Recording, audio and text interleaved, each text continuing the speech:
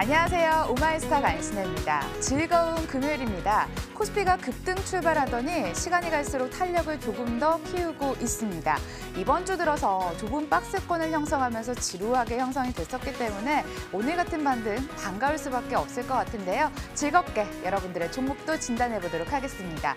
참여를 받고 있고요. 참여하실 수 있는 방법 전화 02786-102103, 문자는 013-3366-8288, 카카오톡 아이디 MTN 오마이스타, 유튜브 라이브 방송까지 활짝 열려 있습니다.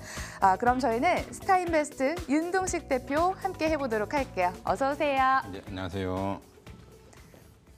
네, 내마녀의 심술도 없었고요. 그저 그런 금요일이 전개가 될까 싶었는데 그래도 놀랍게 반등이 나오고 있습니다. 외국인과 기관의 강력한 매수가 들어오고 있는 상황인데요. 대표님, 시장의 전반적인 흐름 체크해 주실까요?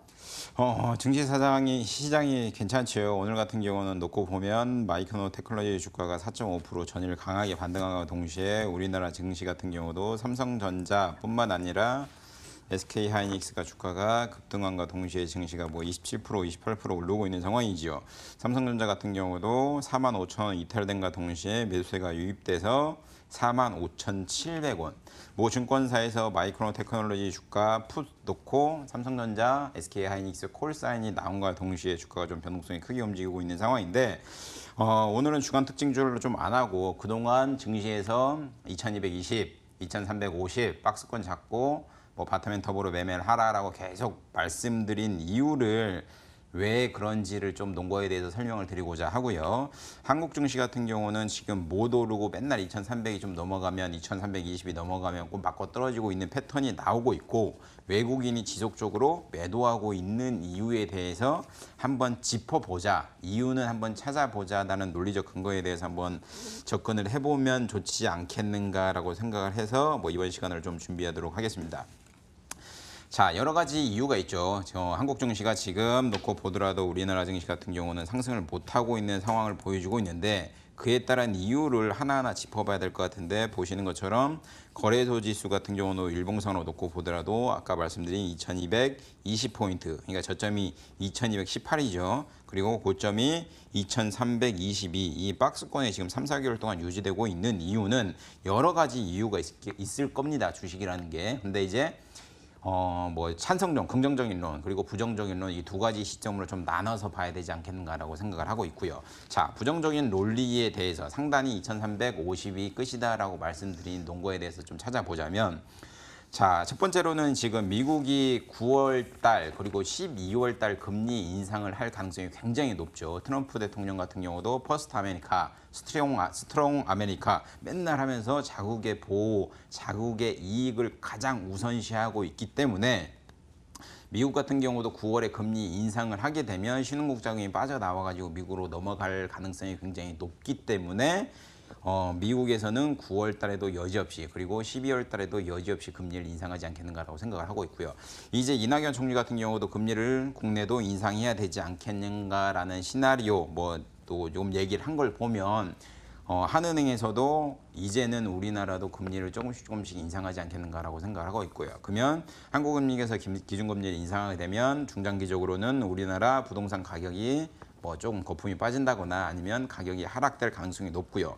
그러면 건설 업황에 대한 거는 부정적으로 보시는 게 당연히 맞는 것 같고 그리고 미국에서 대이란 제재해가지고 지금 이란을 제재하고 있는 상황이다 보니까 친미인 일본과 그렇고 한국도 그렇고 이란 원유를 수입을 못하고 있습니다. 그러니까 8월 같은 경우도 원유 수입을 제로로 하고 있는 상황이다 보니까 이란과 관련된 기업에서 우리나라 건설업이 수주를 따기가 점차적으로 힘들지 않겠는가라고 하기 때문에 금리 인상 그리고 유가 하락에 따른 건설업 충격 그럼에도 불구하고 남북 경협주로 건설업들이 다 묶여가지고 주가가 많이 올라와 있는 상황이다 보니까 조금 금리와 관련돼서 우리나라가 금리를 또 인상하게 되면 부담이 되지 않겠는가라고 생각을 하고 있고요.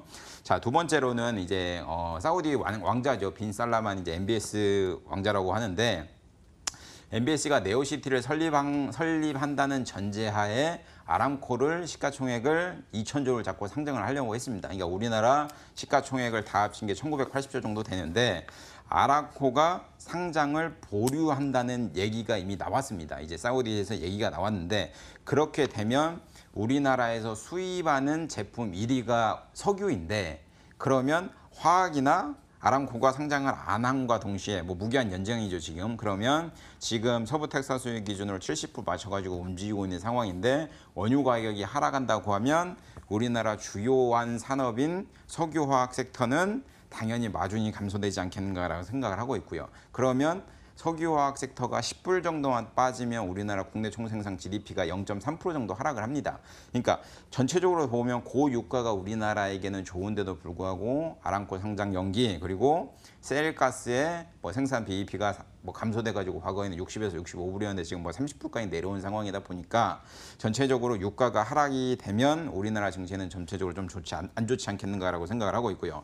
그리고 지금 미국도 중국이랑 무역 전쟁을 하고 있는 상황인데 세 번째로는 미국이랑 무역 전쟁을 하고 있는 중국 상황을 놓고 보면 지금 미국에서는 매년 2번 환율 조작국 지정을 합니다. 4월이랑 10월인데 10월에 만약에 미국에서 중국 니네 환율 조작국이야라고 지정을 한다고 하면 신용등급이 당연히 강등이 되겠죠. 그러면 중국 쪽으로 수출 물량이 27%, 28% 되는 한국 증시는 당연히 타격을 받을 수밖에 없습니다. 그러니까 그런 것도 보셔야 되고 지금 주가 같은 경우는 보통 10년 주기 실현인데 우리나라 같은 경우는 98년도에 IMF 그리고 08년도에도 리먼 사태 그러니까 점차적으로는 어느 정도 조정 국면이 언젠가는 오지 않겠는가라는 조금 불안한 심리가 있지 않나라고 생각을 하고 있고요. 그리고 지수가 조정받고 있는 부정적인 론 중에 제가 가장 중요시 보는 론이 뭐냐면 자, 미국의 다우존스가 2003년도에 급락이 나왔습니다. 급락. 그러니까 50% 이상 조정이 나왔는데 조정이 나온 시발점이 뭐냐면 미 정부에서 이제 마이크로소프트 니네 반독점이다. 그러니까 OS나 뭐 엑셀이나 이런 거 제품 만드는 거 고마진으로 반독점이니까 독점을 깨라라고 제재를 가합니다. 그리고 또한 미국 정부에서 그 당시에 자산 보복이 굉장히 많이 일어난과 동시에 미국에 상장돼 있는 제약 바이오 섹터들이 점차적으로 M&A를 적극적으로 합니다.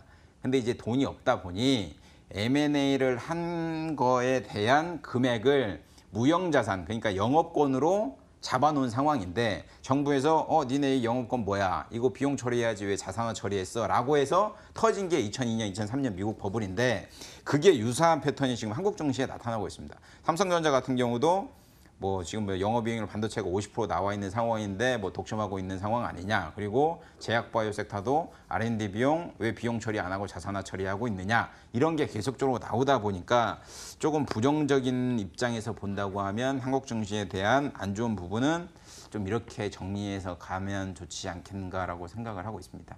금리, 유가, IT, 환율 이 네 가지 측면에서 봤을 때 거의 위기로운 수준이 아닐까 이런 생각이 드는데요. 먹구름 가득 낀 얘기 들어봤다면 이제 호재 얘기 들어보겠습니다.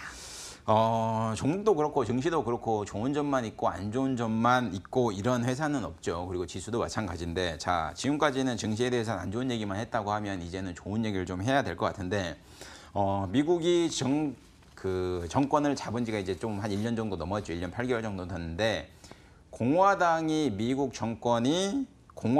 집권한 이후에는 신흥국이 증시가 강세였던 적이 굉장히 많습니다. 민주당이 집권을 하게 되면 미국 증시가 강하고 공화당이 집권을 하게 되면 신흥국 증시가 강한데 그나마 다행인 거는 공화당이 집권을 한 지 이제 한 1년 반 정도 넘어갔으니까 기존에 가지고 있던 흐름을 좀 깨고 그리고 민주당 같은 경우는 뭐 서부가 텃밭이었었는데 공화당 같은 경우는 동부 쪽이다 보니까 기존의 사업 말고는 그 기존의 팡 주식 말고는 기존 옛날에 했던 뭐 굴뚝산업 같은 종목들이 좀 가지 않겠는가라고 생각을 하고 있기 때문에 공화당에 맞춰가지고는 유럽 증시나 신흥국 증시가 좀 좋지 않겠는가라고 그러나 어느 정도 조정을 받고 가지 않겠는가라고 생각을 하고 있고요.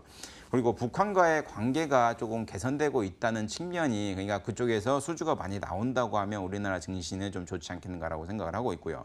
뭐 삼성전자 같은 경우도 뭐 그쪽에서 수주가 나온다고 하면 훨씬 싼 단가, 그러니까 베트남보다 현저하게 낮은 단가, 3분의 1 정도 되죠. 낮은 단가에 수주를 할 수 있기 때문에 아니 인건비를 쓸 수 있기 때문에 그런 부분은 좀 좋지 않겠는가라고 생각을 하고 있고요. 자, 크림바토 사태 때 러시아랑 뭐 유럽이랑 문제가 많았었죠. 근데 그 당시에 이슈가 된 게 뭐냐면 러시아에서 추출하고 있는 가스를 중국 쪽에 연결을 해가지고 이제는 쓰고 있습니다. 올해부터는. 근데 이 PNG를 한국까지 연결을 한다고 하면 뭐 북한과의 관계가 좀 더 개선돼서 아니면 PNG 관련된 산업 그리고 원유보다 훨씬 싼 단가에 이 뭐 가스를 쓸 수 있기 때문에 그런 부분이 한국 경제에는 좀 좋지 않겠는가라고 생각을 하고 있고요.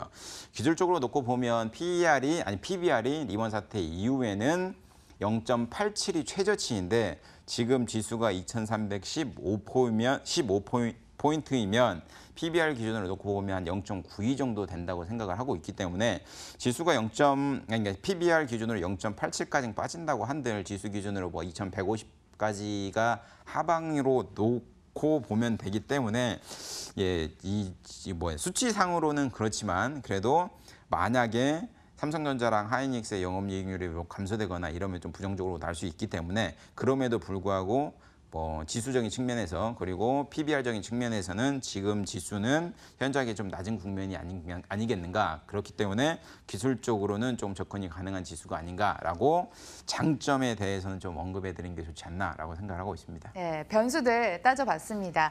참고하셔서 대응하시고요. 오늘은 특별한 사연이 기다리고 있습니다. 강력해진 포드갱생 프로젝트로 다시 돌아올 테니까 채널 고정해주세요.